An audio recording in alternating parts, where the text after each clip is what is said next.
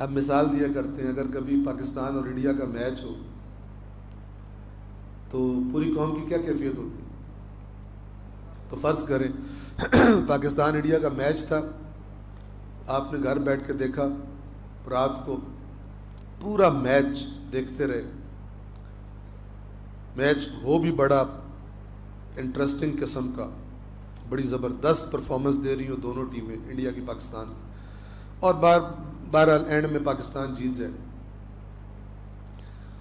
تو رات کو آپ نے دیکھا، صبح جیسے ہی گئے دفتر میں یا اپنی جگہ پر، باقی دوست اکٹھے ہوئے، پہلی بات کس کی ہوگی؟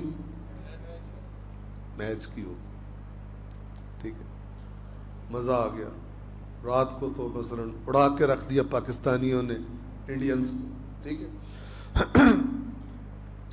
تو آپ کا ایک دوست، چند دوست آپ بیٹھے ہوئے ہیں، آپ کا ایک دوست کسی ایک بیٹسمین کی اننگز سنانا شروع کر، اور وہ کہے کہ یار سینچری ماری، کمال کر دیا، 7 چھکے۔ اب دو صورتیں ہیں، کیونکہ آپ نے خود توجہ سے میچ دیکھا ہے تو آپ کہیں گے کہ میرا بھائی 6 تو میں نے بھی دیکھے، یہ 7واں اس نے کب مارا تھا؟ کہیں گے کہ نہیں کہیں گے؟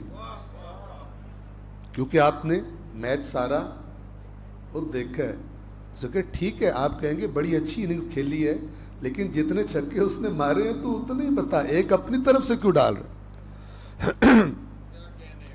اللہ وہ دن لائے کہ اتنی دفعہ، کم سے کم ترجمے کی حد تک، ہر مکتب اہل بیت کا پیروکار اتنی دفعہ قرآن پڑھ چکا ہو کہ اگر میں یہاں بیٹھ کر کہوں کہ 8 چھکے ہیں قرآن میں، تو آپ کہیں کہ بھائی 6 تو ہمیں پتہ ہے، یہ 2 تو کہاں سے لایا؟ مثال سے بات ذرا زیادہ ذہن میں بیٹھتی، اور یہ کوئی بڑی مشکل سائنس نہیں ہے، وہ کہتے ہیں کوئی راکٹ سائنس نہیں ہے،